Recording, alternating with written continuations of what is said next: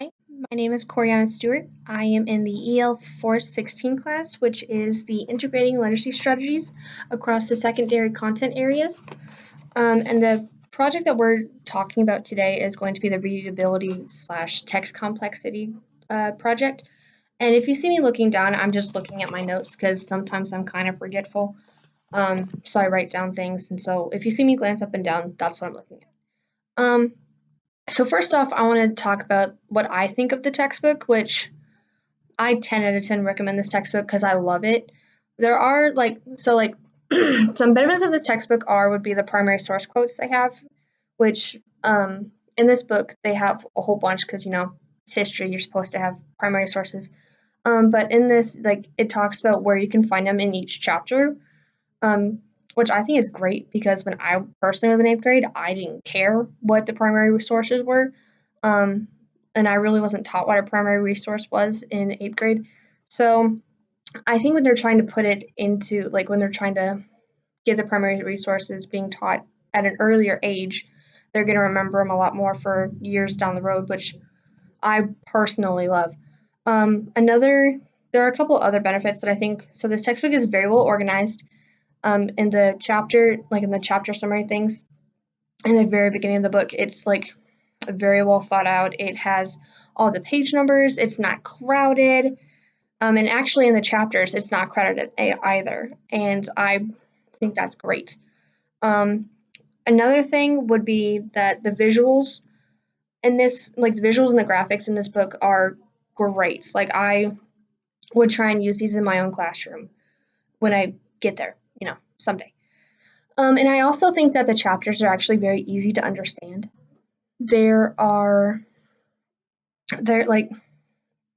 for students and teachers, they're easy to understand. So if somebody doesn't know what they're talking about, they can always go back and revert to the textbook, and it's going to help explain a lot to it.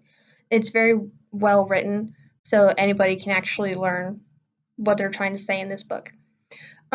There's one downside to this book, which would be the glossary and how it doesn't have any of the pronunciations in it. It is a Spanish-English dictionary, which I think is great because we need to learn some more languages.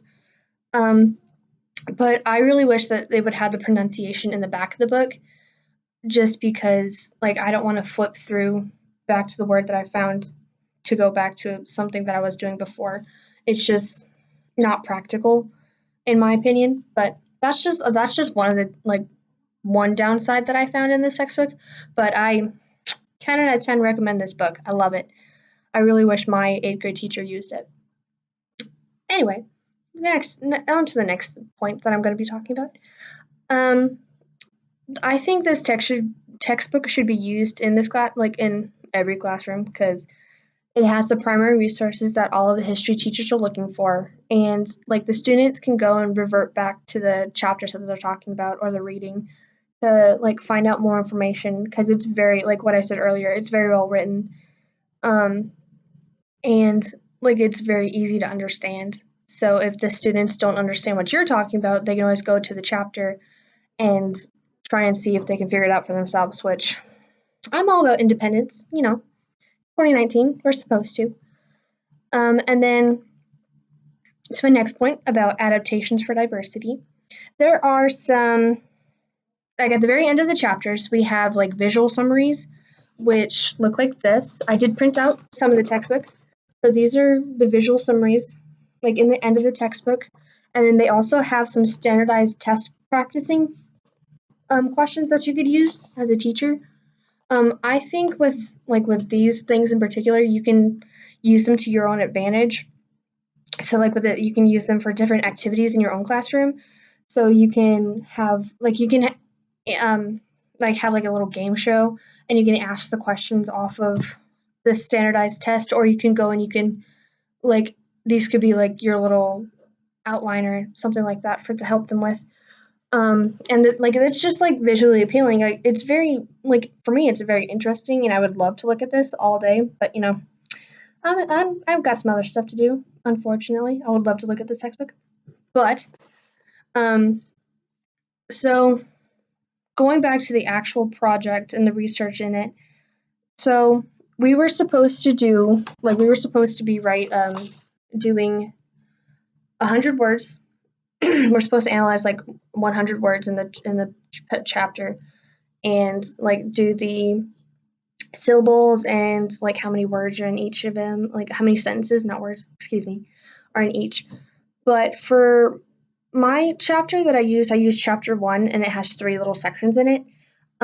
So for my first paragraph that I used was it was found to be in the 11th grade, 12th grade area, which is right here. Which I thought that was really weird since this is supposed to be a not high school, excuse me, a 8th grade textbook and not a high school textbook. But I think the reason why they did that was to see if like they would understand how like complex it would be. And if they understand that, then they could understand the rest of the book. Because then after that, in sections 2 and 3, they went back down to the 8th grade level. As you can see here in my little graph right here. And they're color coded, so you can see it easily. So we have 1, 2, and 3, so you can see how it's going down. But you know, it's pretty cool. So I just thought it was kind of interesting that it had like high school and 8th grade sentence, like literacy, like level 8. Excuse me, high school and 8th grade areas, because you know we're supposed to be helping these kids get to the next level. So when they have both of them in there, like intermingled and stuff like that, I think it's helpful actually. And yes, it's weird, but if they can understand the high school level, then they'll be able to understand the 8th grade level. And that was my project. Thank you. Bye.